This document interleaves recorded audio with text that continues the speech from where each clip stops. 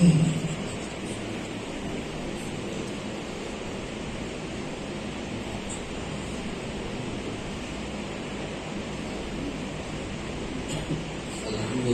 وکفی وسلام علی عبادہ الذین اصطفی اما بعد اعوذ باللہ من الشیطان الرجیم بسم اللہ الرحمن الرحیم یا ایھا الذین آمنوا اذا قمتم الی الصلاۃ فاغسلوا وجوہکم وایدیکم الی المرافق الی آخرہ صدق اللہ العظیم اللهم صل علی سیدنا محمد وعلی آل سیدنا محمد وبارک وسلم رب اشرح لي صدري ويسر لي امري واحلل عقدة من لساني يفقهوا قولي اللهم صل على سيدنا محمد وعلى ال سيدنا محمد وبارك وسلم اللهم صل على سيدنا محمد وعلى ال سيدنا محمد وبارك وسلم. محترم بزرگ دوستو، جیسا کہ خطبے کے آخر میں ہم نے سورہ مائدہ کی ایک آیت پڑھی ہے، ابھی پوٹا پرتی کے اندر بھی جو مجلس ہوئی تھی بعد اثر، وہاں پر بھی یہی آیت کو پڑھا ہم نے، لیکن وقت کے کم ہونے کی وجہ سے اس آیت کو پڑھ کر وضو کی فضیلتوں کو اور اس کی اہمیت کو بتانا مقصود تھا، تو وہاں پر 2 حدیثیں اور چند فضیلتوں کو بتایا گیا تھا، اور باقی جو فضیلتیں ہیں وضو کی اور جو ضروری باتیں ہیں انشاءاللہ آج کی مجلس کے آپ نے انشاءاللہ روبرو بتاؤں گا. اور وہ باتیں جو پوٹا پرتی میں ہم نے بتایا تھا اسے ہم نے اپلوڈ کرنا ہے انشاءاللہ، تو آپ لوگ اپنا فری وقت جب رہتا ہے اس میں بیٹھ کر سن لیجئے. بہت ہی قیمتی اور اعمال اس کے اندر موجود ہے، مختصر ہے لیکن بہت قیمتی ہے، ہم میں سے ہر ایک کے لیے ضروری ہے. ابھی جو ہے آپ لوگوں کے سامنے بھی انشاءاللہ 2 حدیثیں وضو کے متعلق جو آئے ہیں انشاءاللہ وہ باتوں کو احادیث کو سامنے رکھیں گے تاکہ ہمارے اندر وضو کی اہمیت، اس کی فضیلت کی ایک ہمارے اندر ایک احساس پیدا ہو کہ وضو کیا چیز ہے جس سے کتنا فائدہ ہوتا ہے. سب سے پہلے بات یاد رکھیں، ہمارے اسلام میں اللہ تعالیٰ نے جن جن عبادتوں کو فرض قرار دے دیے ہیں، واجب قرار دے دیے ہیں، سنتیں، مستحبات، یہ تمام چیزوں کو ہم جانتے ہیں. اب اس میں سے تمام عبادتوں میں سے سب سے زیادہ فضیلت والی عبادت نماز ہے، تو نماز کے لیے وضو ضروری ہے. تو وضو کے لیے 2 احادیث ہیں ہمارے سامنے، جسے حضرت مولانا الیاس محمد صاحب دامت برکاتہ فرماتے ہیں. ایک حدیث ہے عمر بن خطاب رضی اللہ تعالیٰ عنہ کی، اس کے اندر فرماتے ہیں، عمر بن خطاب رضی اللہ تعالیٰ عنہ روایت کرتے ہیں، ہاں سب سے پہلے اگر ہمارے پاس ہمارے روبرو اگر یہ باتیں پہلے سنے ہیں، وہی باتیں اگر آپ کو ایسا لگیں گی تو یہ دیکھیں کہ اس کے اوپر عمل ہے یا نہیں ہے. عمل ہے تو الحمدللہ کہیں، عمل نہیں ہے تو انشاءاللہ اسے آئندہ کرنے کا ارادہ اور کوشش کر کے عمل شروع کر دینا ہے. یہ نیت سے سنیں. آپ لوگوں میں سے وہ کون ساتھی ایسے ہیں جو کل جنت میں، جنت کے کتنے دروازے ہیں؟ 8 دروازے ہیں. جنت کے 8 دروازے ہیں، اور 8 دروازوں میں سے اگر اللہ تعالیٰ کسی بندے کو، بندی کو یہ کہے تجھے میں یہ اختیار دیتا ہوں جس دروازے سے چاہے داخل ہو جا، اگر ایسا پروانہ سنا دیا جائے تو کتنا خوش ہوگا، کتنا خوش ہوگا. اب مسجد کو آنے کے 3 دروازے ہیں، اندر ہمیں آ سکتے ہیں. اسی طریقے سے اگر کوئی حکومت والا آدمی ہے، کوئی بڑا آدمی ہے، اس کے لیے اگر پرمیشن کسی آنے والے ساتھی کو اس کے کسی اچھے کام کو دیکھ کر انہیں یہ کہا تو جب چاہے آ سکتا ہے، جدھر سے چاہے آ سکتا ہے، جون سے گیٹ سے چاہے تو آ سکتا ہے.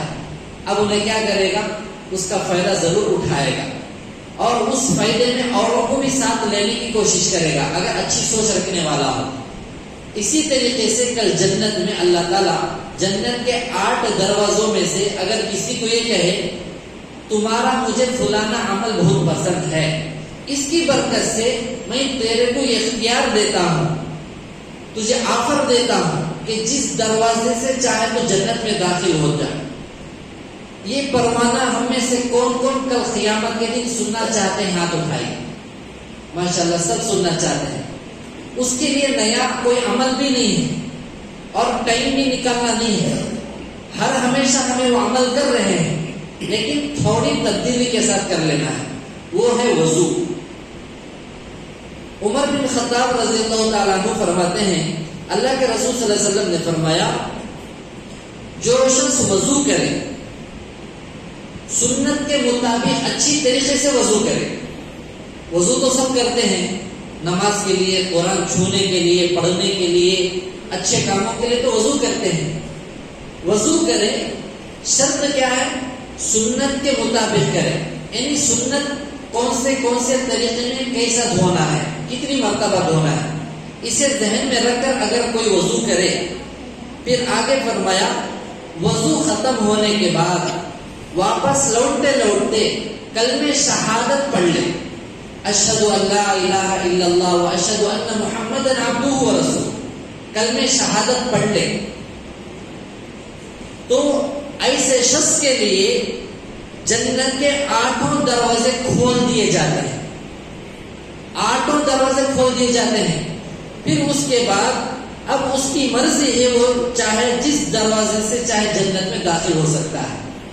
اب یہ عمل اور یہ فضیلت، یہ پروانہ کل ہمیں جنت میں سننا ہے جانے سے پہلے پورے میدان محشر کے سب کے سامنے روبرو. اس کے لیے کوئی عمل کرنا نہیں ہے. وضو کر رہے ہیں، سنت کے مطابق کرنا ہے. ہاں، وضو ختم ہونے کے بعد جب وضو سے فارغ ہو کر لوٹنے کے وقت میں اسے الگ بیٹھ کر، ادب سے بیٹھ کر، ایک پاؤں میں کھڑ کر، 2 پاؤں میں بیٹھ کر اور جھک کر بیٹھ کر، اس کے لیے کوئی بھی ترتیب نہیں ہے. بس واپس ہوتے ہوئے گھر میں ہو، مسجد میں ہو، وضو خانے سے کلمہ شہادت پڑھ لے. صرف اتنا ہی کرنا ہے. وضو سنت کے مطابق، کلمہ شہادت وضو ختم ہونے کے بعد تو اس کے لیے جنت کے 8 دروازے کھول دیے جاتے ہیں اور یہ اعلان ہوگا تیری مرضی ہے، تو جس دروازے سے چاہے جنت میں داخل ہو سکتا ہے. یہ عمل کریں گے کیا؟ کلمہ شہادت سب کو یاد ہے اور یہ عمل سنت سمجھ کے کریں اور یہ عمل میرے آقا صلی اللہ علیہ وسلم کا ارشاد ہے تو یہ سمجھ کر کریں. ہاں، جو بھی کر رہے ہیں کریں گے، اسی عمل کو ہمیں اپنے گھر والوں کو، بچوں کو بھی سکھانا ہے. ہاں، ہمیں کسی دین کے کاموں میں بھی لگے تو کھڑے کھڑے بیٹھے بیٹھے یہ حدیث سنانے میں کوئی گناہ نہیں ہوگا. اگر کسی جگہ ایگزیبیشن لگی یا کوئی سرکش آیا، ہمیں باقاعدہ اسے پکڑ کر سناتے. انہیں نہیں چاہا تو بھی پکڑنے کو بھی جاتا، لیکن یہ حدیث بتانے میں کوئی گناہ نہیں ہوگا، نیکی ملے گی.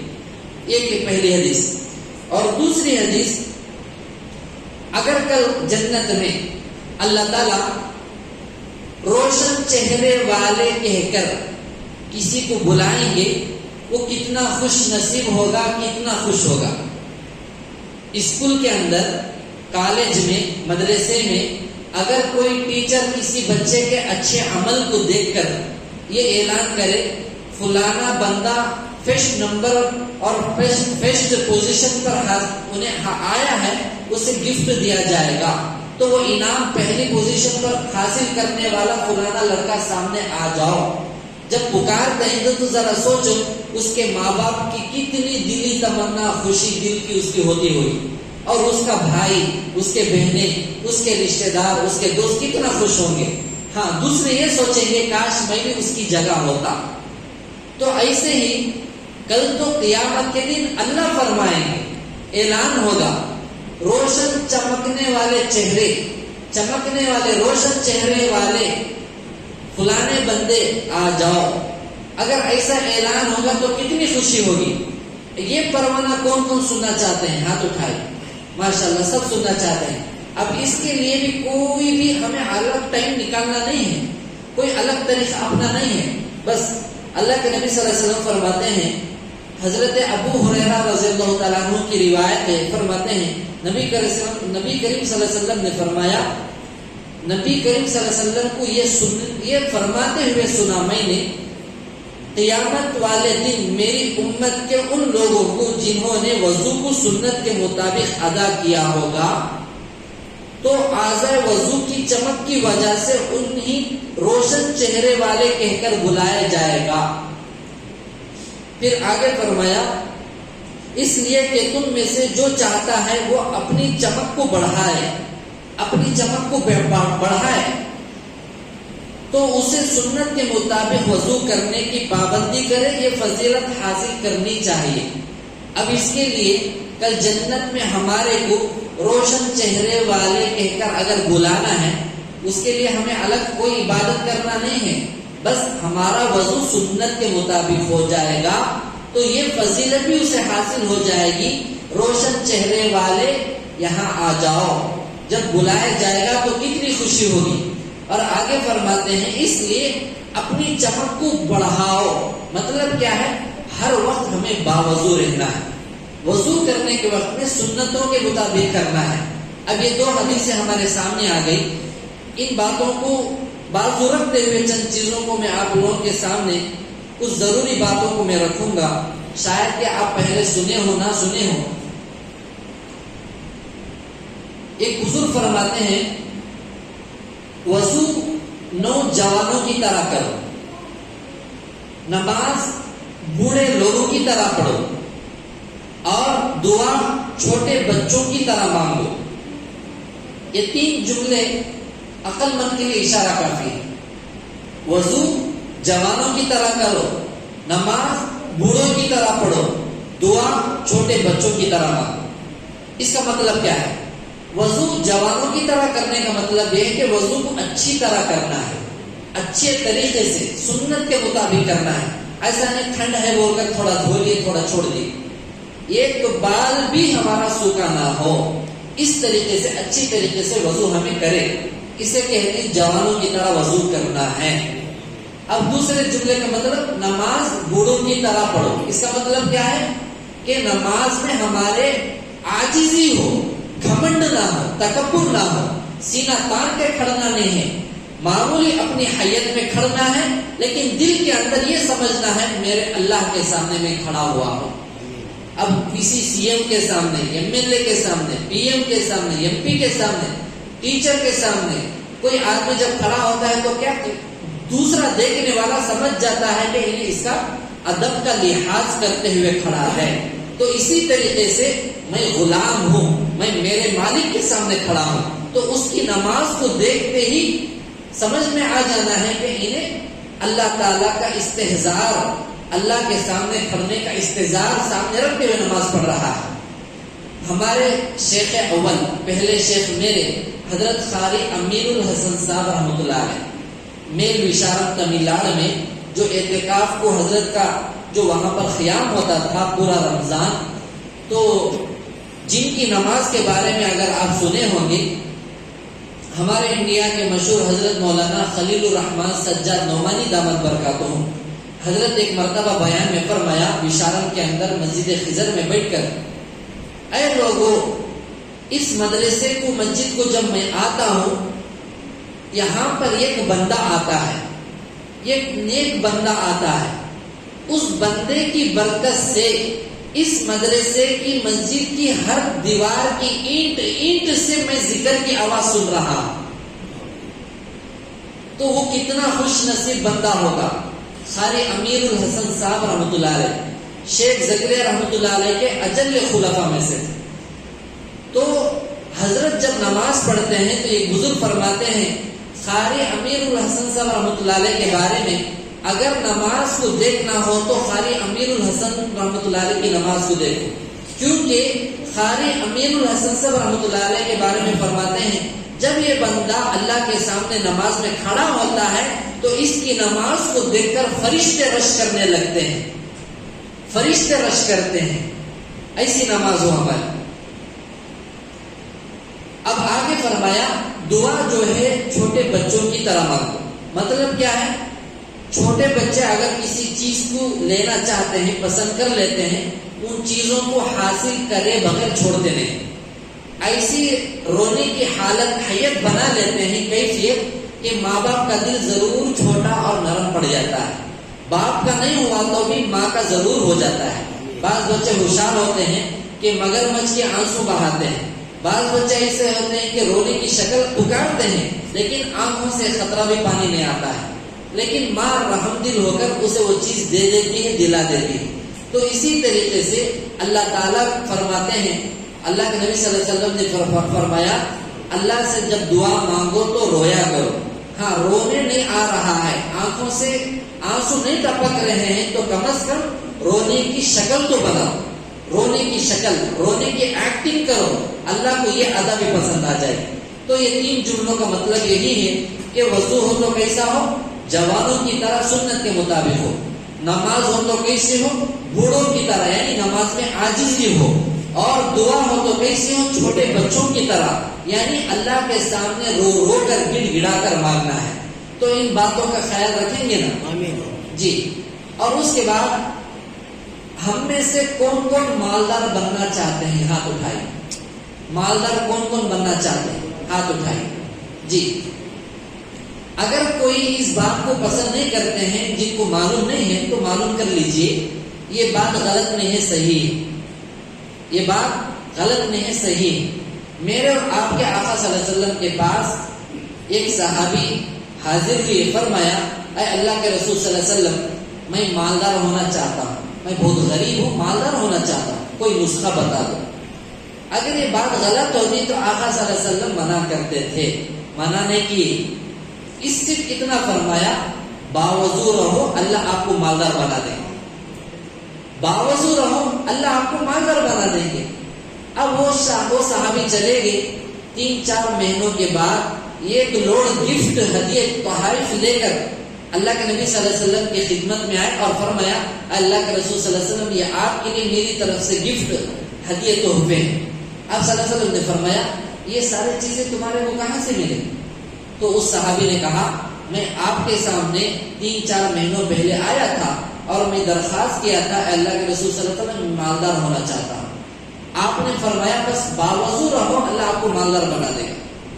میں یہ یقین کے ساتھ گیا باوضو رہنے کا حکم میرے نبی کا ہے، کیونکہ ان ہوا الا وحی یوحا ہے، وہ جو بھی کہتا ہے وہ وحی ہے، اللہ کی طرف سے ہے. تو میں یہ سوچا یہ نبی کا حکم ہے، لیکن مالدار بننے نہ بننے میں اللہ بہتر جانتا ہے، نبی بہتر جانتا ہے، بس مجھے عمل کرنا ہے. تو اس لیے میں باوضو زندگی بھر اپنانے کے لیے عمل میں آ گیا. تو اللہ تعالیٰ مجھے اللہ سے لے کر میں اوروں کو دینے والا بن گیا. تو ذرا سوچئے مالدار ہونے کے لیے بیٹھ کر ہمیں فلانے جا کر گڑھے کھودنا نہیں ہے، فلانے شیخ چلی کی خواب دیکھنا نہیں ہے. بس یہ عمل کو زندہ کریں گے، اللہ ضرور مالدار بنائیں گے. ایسا مالدار بنائیں گے ہمیں اللہ سے لے کر اوروں کو دینے والے بنیں گے. اب یہ بات کو آپ کے سامنے بات رکھ دینے بعد سب جنے تمنا کرتے ہوں گے کاش میں بھی ہاتھ اٹھا دیتا. یہ بات تو صحیح ہے جی، کوئی حرج نہیں معلوم تھا. اب ہمیں زیادہ دین میں لگ کر کیا بولتے؟ دنیا دنیا دنیا دنیا بول کر چھوڑ دو، دین دین دین دین پکڑ لو. صحابہ کی زندگی کو اٹھا کر دیکھو، 24 گھنٹے مسجد میں بیٹھ کر اللہ اللہ اللہ بولنے والے نہیں تھے.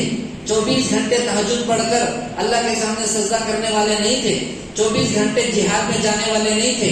صحابہ کی زندگی کو اٹھا کر دیکھیے، صحابہ کبھی مسجدوں میں ملتے تھے، کبھی بازاروں میں بزنس کرتے ہوئے ملتے تھے، کبھی صحابہ جنگ میں جاتے تھے، کبھی صحابہ آقا صلی اللہ علیہ وسلم کی خدمت میں اپنا وقت لگاتے تھے. تو صحابہ کی زندگی کو دیکھ کر دین سیکھنا ہے، اور اللہ والے انہی کے نقش قدم پر سنتوں کے مطابق سمجھاتے ہیں تو ہمیں اسی کو فالو ہونا ہے. ایسا نہیں کہ حضرت آتے ہیں کیا کہ دنیا کو بہت زیادہ چاہتے ہیں تو مالدار ہونے کے نسخے بتاتے ہیں. لاک ڈاؤن پڑ گئے تو کیا کریں گے؟ اللہ اگر دولت دے دیا تو ہمیں بھی کھائیں گے اوروں کو بھی کھلائیں گے. نہیں، میں غریبی چھنا. ایک لطیفہ ہمارے ہندوپور میں ایک ساتھی میرے پاس آئے، جماعت کے ساتھی ہی، میں مخالفت نہیں کر رہا ہوں، ان کے قصے سے ہمارے کو ایک سبق ملتا ہے. اس وقت میں وہ ساتھی آ کر کہے مولانا میرے لیے دعا کرو. کیا دعا کرنا ہے؟ میں مالدار ہونا نہیں چاہتا ہوں. میں پوچھا روزانہ کتنا کماتے ہو؟ 300 روپے کماتا ہوں. پھر ذرے دن کے بعد بولے مولانا دعا کرو میری شادی ہو گئی ہے اور میں مالدار نہیں بننا چاہتا ہوں, 300 روپے ہی بس ہے. پھر ذرے دن کے بعد ہے مجھے بچے ہو چکے ہیں, دعا کرو. کیا؟ دودھ کو پیسے بچتے نہیں ہیں, اسکول کی فیسوں کے لیے مشکل ہے, اب میں قرض لینا چاہتا ہوں سود میں, جائز ہے کیا؟ یہ کیا طریقے ہیں سب؟ میں اسے بولا بھائی تو مالدار نہیں بننا چاہتا ہے, تجھے مالدار ہونے کے وظیفے بولتا ہوں, تو روزانہ 300 روپے نکالے کو باقی پورا اماؤنٹ مجھے لا کے دے دو. اب سوچنے بیٹھ رہا ہے تو مال آنے کے بعد کون تو دیتا کیا؟ وہ بولتے نا جملہ مخولا, اجلے کو دیکھو اچھلا, پیلے کو دیکھو پھسلا بولتا ہے. یہ دو چیزیں آنے کے بعد آدمی اسے دینا بولے تو ناممکن ہے.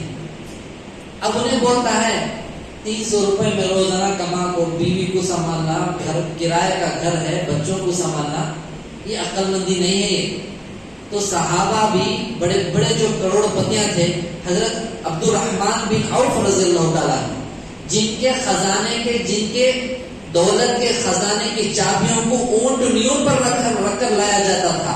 تو ذرا سوچو کہ چابیاں کتنے زیادہ ہی تو خزانہ کتنا زیادہ ہوگا. اگر ایسی بات ہوتی تو آقا صلی اللہ علیہ وسلم کیا بولنا تھا؟ پورا اللہ کے راستے میں بولنا تھا. بولے کیا؟ نہیں بولے. تو اس لیے مال کا دینا نہیں دینا یہ اللہ کے ہاتھ میں ہے. مانگنا ہمارے لیے ضروری ہے, نہیں مانگے تو ہماری مقدر کا مسئلہ ہے. اس لیے دین دین دین بول کر ہمیں ایسے چیزوں کو منع کرتے ہیں. تو صحیح دین صحیح چیزوں کو ہمیں علماء حق سے سیکھنا ہے اور علماء حق سے مسئلے مسائل پوچھنا ہے. ایسا نہیں بول کر میرے اندر اللہ کا بہت ڈر آ گیا اور اکیلے ہیشٹیگ کو کیا کرتا ہے, جاتا جاتا وال پوشن دیکھ لیتا ہے. یہ اللہ کا ڈر نہیں ہے, چوری کر رہا ہے, دھوکہ دے رہا ہے. اللہ کا ڈر اسے نہیں بولیں گے. جیسا مجمع میں تھا ایسا ہی تنہائی میں بھی رہا تو وہی اوریجنل. اس لیے بزرگ فرماتے ہیں اگر میں کیسا ہوں, میں کون ہوں, یہ حقیقت جاننا ہے تو اپنی تنہائی کو دیکھ لو, پتہ چل جائے گا. میں کیسا ہوں اکیلے میں, میری حرکتیں کیسی, بس اس پر نظر ڈالو معلوم ہو جائے گا. اس لیے وضو کی جو فضیلتیں بتائی گئی ہیں اسے ہمیں باقاعدہ اپنانا ہے, عمل میں لانا ہے. ایسا نہیں کہ ابھی بھی میں یہ بھی اعلان کرتا ہوں, کون مالدار ہونا نہیں چاہتے ہیں باوضو رہو. اللہ جب آپ کو مالدار بنا دے گا, ہمیں مجالس کے لیے 6-7 سفریں ہر وارم کر رہے ہیں, ہمیں کار کی ضرورت ہے اور ڈیزل کے خرچ کے لیے ضرورت ہے, گاڑی چلانے والے کا کرایہ کی ضرورت ہے, مدرسہ جب بنانے کے لیے زمین لے رہے ہیں, خانقاہ بنانے کے لیے زمین لے رہے ہیں, پیسوں کی ضرورت ہے. مالدار ہونے وقت پورا پیسہ ادھر ادھر ہو, دیکھیں گے کون دیتے ہیں. تو میں سمجھانے کے لیے بتا رہا ہوں. تو اس لیے ایسے باتوں کو ہمارے کو علم نہیں ہے تو ہمیں معلوم کرنے کے بعد عمل کرنے والے بننا ہے. عمل کریں گے نا. اب دیکھو اگر کوئی باوضو رہا, راستے سے جا رہا ہے, ایک بزرگ فرماتے ہیں اگر اس راستے سے جنات گزرتے ہوں تو انہوں اسے راستہ دے دیتے, کیونکہ اس کے جو وضو کے جو اعضاء جو ہوتے ہیں بجلی کی طرح چمکتے ہیں. اب اگر اس وقت میں وہ جن ٹچ ہوگا تو اسے کرنٹ مارنے کی طرح ہوگا, اس لیے انہیں راستہ دے دے گا. اب جنات اسے راستہ دیتے ہیں بولے تو ہمیں وضو کرنے کو رہنے میں کیا پریشانی ہے, کتنی زیادہ اس کے اندر فضیلت ہے. ہاں باوضو رہیں گے ایک تو سنت ہو جائے گا, مسلمان باوضو رہا ایک تو سنت ہے. اس کے ساتھ ساتھ کبھی بھی برے چیزوں کا اثر اس کے اوپر نہیں ہوگا, اور فرشتے برکتیں رحمتیں اس کے اوپر اترتی ہی رہتی ہیں کیونکہ انہیں پاک و شفاف ہے. تو اس لیے وضو کے ساتھ رہنے میں بہت زیادہ برکتیں ہیں, فضیلتیں ہیں. اس میں ہمیں اس عمل کو زندہ کرنا ہے. کریں گے نا.